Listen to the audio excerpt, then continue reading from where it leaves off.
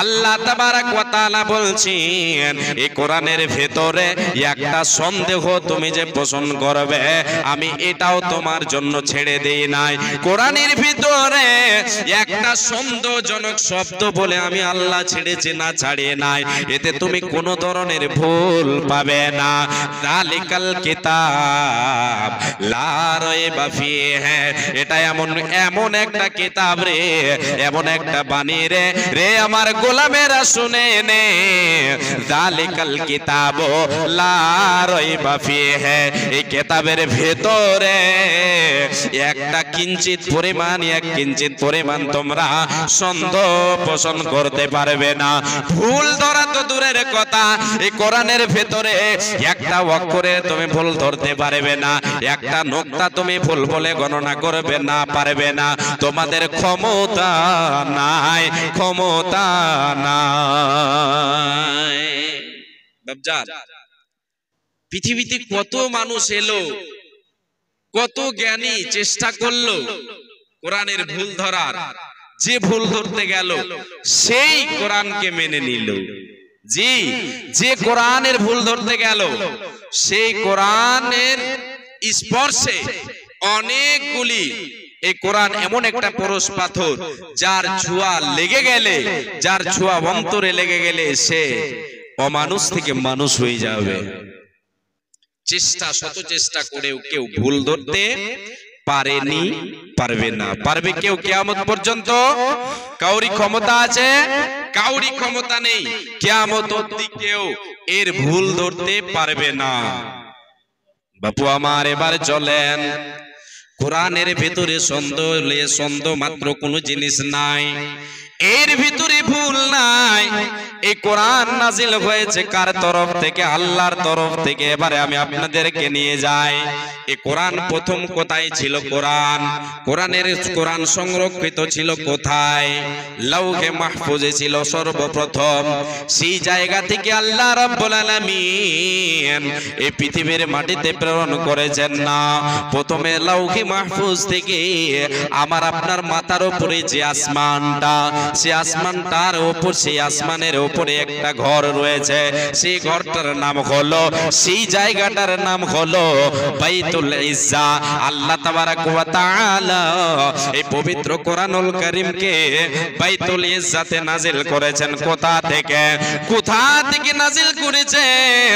লৌহে মাহফুজ থেকে একত্রে নাজিল করেছেন। সেটা আল্লাহ তাবারাক ওয়া তাআলা পবিত্র রমজান মাসে পবিত্র রাত্রিতে তিনি নাজিল করেছেন।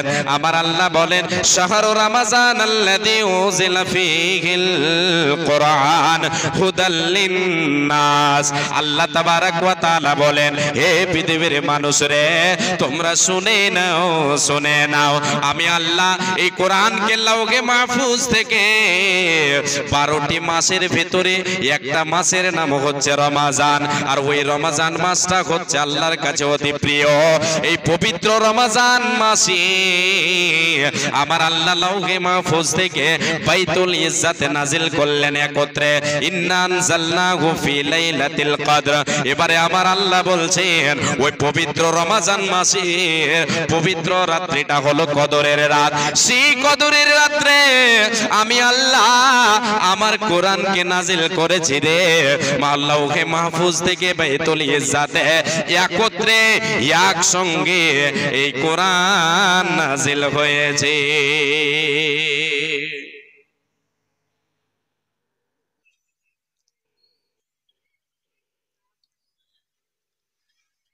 জি, একত্রে কোরআন নাজিল হয়েছে।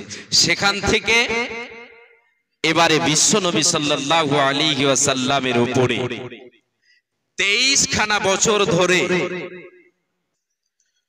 সময় সাপেক্ষে প্রয়োজন মোতাবিক যখন যেটার দরকার, যতটা দরকার, 1 আয়াত, 2 আয়াত, 10 আয়াত, 5 আয়াত, একটা সূরা, এই করে আল্লাহ এই পৃথিবীর জমিনে এই কোরআনের আবির্ভাব হলো পৃথিবীর জমিনে সর্বপ্রথম কখন? নবীর বয়স যখন 40। কত বয়স? 40। কোন জায়গায়? গারে হিরায়।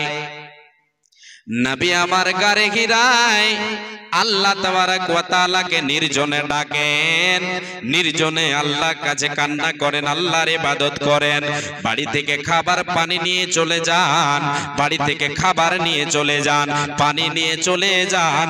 কোথায় চলে যান? হাগে গারে ঘিরায় চলে যান, হীরা গুহায় বিশ্বনবী তিনি সেখানে গিয়ে নির্জনে আল্লাহকে ডাকেন, আল্লাহকে ডাকেন। আমার আল্লাহ বিশ্বনবীর উপরে সর্বপ্রথম এই কোরআনকে অবতীর্ণ করেছিলেন 610 খ্রিস্টাব্দে।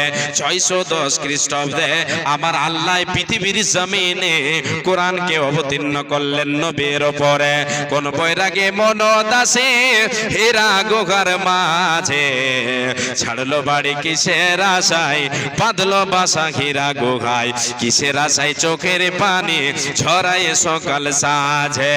কোন বৈরাগে মনদাসে হীরা গুহার মাঝে ছাড়লো বাড়ি কিসের আশায়, বাঁধলো বাসা হীরা গুহায়, চোখে কিসের আশায় চোখের পানি ঝরায় সকাল সাঁঝে।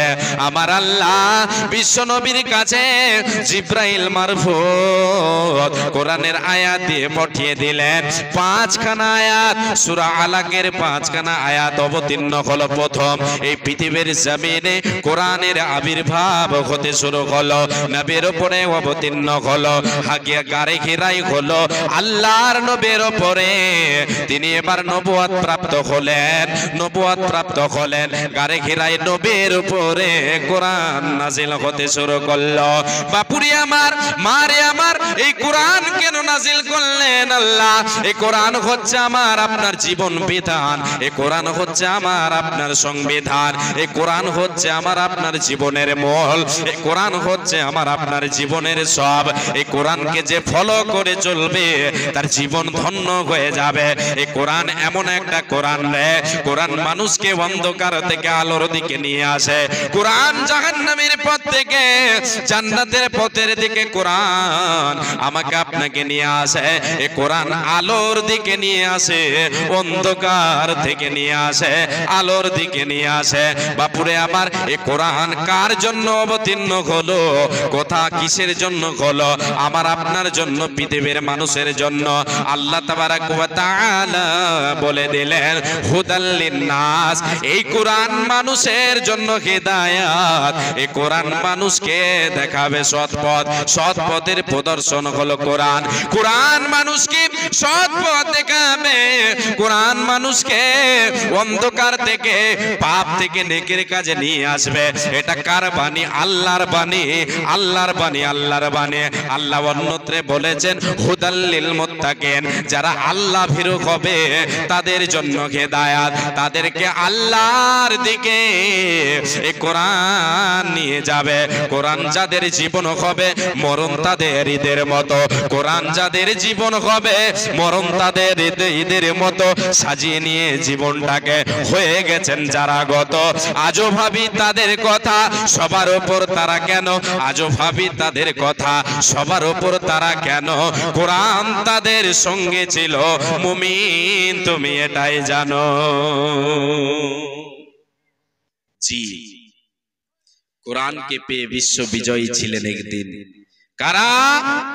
নবী এবং নবীর শিষ্যরা, সাহাবায়ে কেরামেরা। ভাই বাবা জান, আপনাদেরকে বলি শুনে নেন, কোরআন এমন একটা কিতাব, এই কিতাবকে ফলো করে চললে আবার আপনার পরকাল ধন্য হয়ে যাবে। বিশ্বনবী সাল্লাল্লাহু আলাইহি ওয়াসাল্লাম এই কোরআনকে ফলো করে চলেছেন। নবীর জীবনের পুরো চরিত্রটাই ছিল, নবীর চলাফেরা, ওঠা বসা, লেনদেন, খাওন দাওন সব কিছু ছিল কোরআন। আল্লাহ রাব্বুল আলামিনের নবীর বাড়িতে মা আয়েশা সিদ্দিকা রাদিয়াল্লাহু তাআলা আনহাকে একজন সাহাবী এসে বলছেন, ওগো মা আয়েশা, উম্মাহাতুল মুমিনিন, মুমিনদের মাতা মা আয়েশা বলেন, আমি আপনার কাছে এসেছি নবীর চরিত্র জানতে, নবীর আদব আখলাক জানতে এসেছি, নবীর ব্যবহার জানতে এসেছি। ওগো মা আয়েশা, আপনি নবীর চরিত্র আমাকে একটু বলে দেন। মা আয়েশা বলেছিলেন, রে রাসূলের সাহাবী, রে আল্লাহর গোলাম, আমি মা আয়েশা তোমার বলে দিচ্ছি, শুনে নাও। কানা খুলুকুল কোরআন, নবীর চরিত্র হলো পুরো কোরআন। কোরআনকে ফলো করে চলেন, কোরআনকে ফলো করে চলেছেন, বিশ্ব নবী কোরআনকে ফলো করে চলেছেন। নবীর শিষ্যরা সাহাবায়ে কেরামেরা সাহাবিয়ারা এই কোরআনকে ধরেছেন, কোরআনকে আঁকড়িয়ে ধরেছেন, কোরআনের জন্য জানমাল দিয়েছে। এই কোরআনটা হচ্ছে আল্লাহর ঝুলন্ত রশি। কি গো, এটা কি? ঝুলন্ত রশি। ঝুলন্ত রশি। আল্লাহর নবী বিশ্ব নবী সাল্লাল্লাহু আলাইহি ওয়াসাল্লাম বলেছেন কোরআন ঝুলন্ত রশি। কিতাবুল্লাহ হুয়া হাবলুল্লাহ আল মামদুদ মিনাস সামাই ইলাল আরদ। কিতাবুল্লাহ, আল্লাহর কিতাব, হুয়া হাবলুল্লাহ, এটা হলো আল্লাহর রশি। এই কিতাব হচ্ছে আল্লাহর রশি। আসমান থেকে আমার আল্লাহ জমিনের বুকে রশি ঝুলিয়ে দিয়েছেন। আসমান থেকে জমিন পর্যন্ত ঝুলন্ত রশি। এই রশিকে যে মজবুত করে ধরবে সে সাকসেস হয়ে যাবে, সে পানিতে ডুববে না, আগুনে পড়বে না। যে আপনারা দেখেন ফ্ল্যাটে বন্যাতে যখন বন্যা, চতুর্দিকে চারিদিকে পানি, পানি চারিদিকে থই থই করছে, মধ্যখানে কিছু মানুষ তারা হাহাকার করছে, ডুবে যাবে।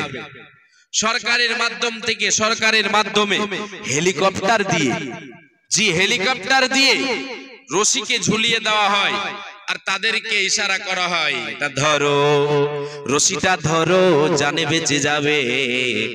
রশিটা ধরো, জানে বেঁচে যাবে। যে রশিটা ধরবে সে বেঁচে যাবে, জানে বেঁচে যাবে, তার কোনো অসুবিধা হবে না, পানিতে ডুবে যাবে না, যাবে না। আর যে বলবে আমি রশি ধরবো না, এই রশিকে মানি না, এই রশি আমাকে কিছু করতে পারবে না, আমি রশি ধরবো না, নিজের মন মানিয়ে সে কি করবে? এড়িয়ে চলবে, সেই রশিকে ধরবে না, সে ধ্বংস হয়ে যাবে, ডুবে যাবে, মারা যাবে। নবী বলেন উম্মত, এটা হলো আল্লাহর ঝুলন্ত রশি রে, এটাকে তুমি ধরো, তোমরা এটাকে ধরো, মজবুত করে ধরো, তোমার জীবনে কোনো অসুবিধা হবে না, তোমার পরকাল ধন্য হয়ে যাবে।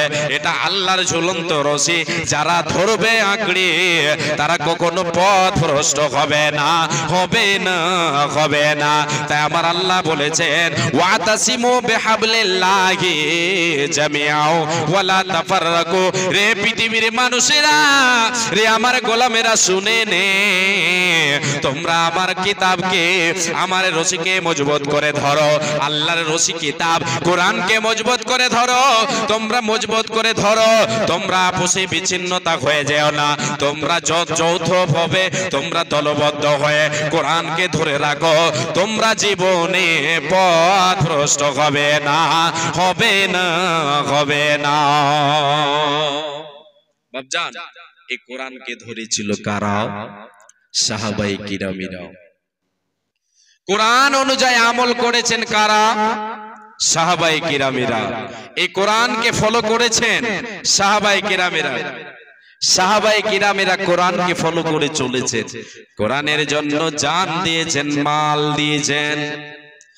এই কোরআনের জন্য কত রক্ত ঝরিয়েছেন, এই কোরআনকে দুনিয়ার বুকে প্রতিষ্ঠিত করার জন্য, প্রতিষ্ঠিত করার জন্য। বাপুরে আমার, এই কোরআন আমার আপনার কাছে এলো কেমন করে? এমনিতে চলে এসেছে না, না, না। আমার আপনার কাছে কোরআন এই পর্যন্ত এসে পৌঁছেছে শহীদদের রক্তের বিনিময়।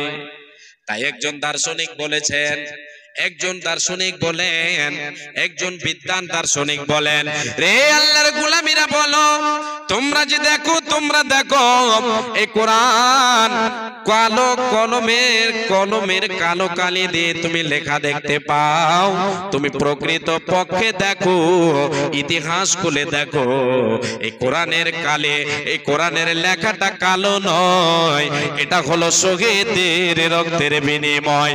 শহীদদের রক্ত দিয়ে লেখা কোরআন আছে।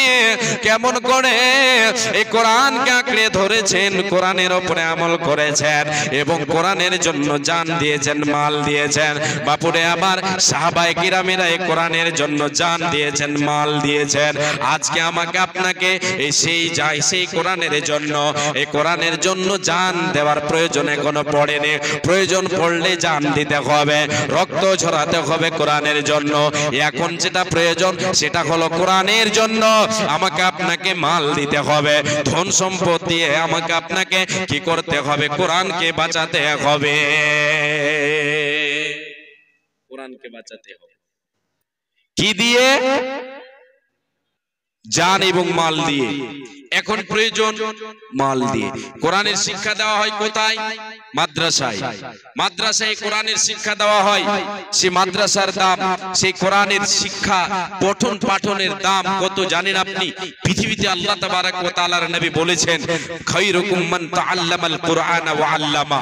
যারা পৃথিবীর বুকে এই আল্লাহর কোরআনকে শিখলো এবং শিখালো, এদের মতো উত্তম, উৎকৃষ্ট, এদের মতো ভালো পৃথিবীতে আর মানুষ দ্বিতীয় নাই। যারা কোরআন শিখবে এবং শিখাবে।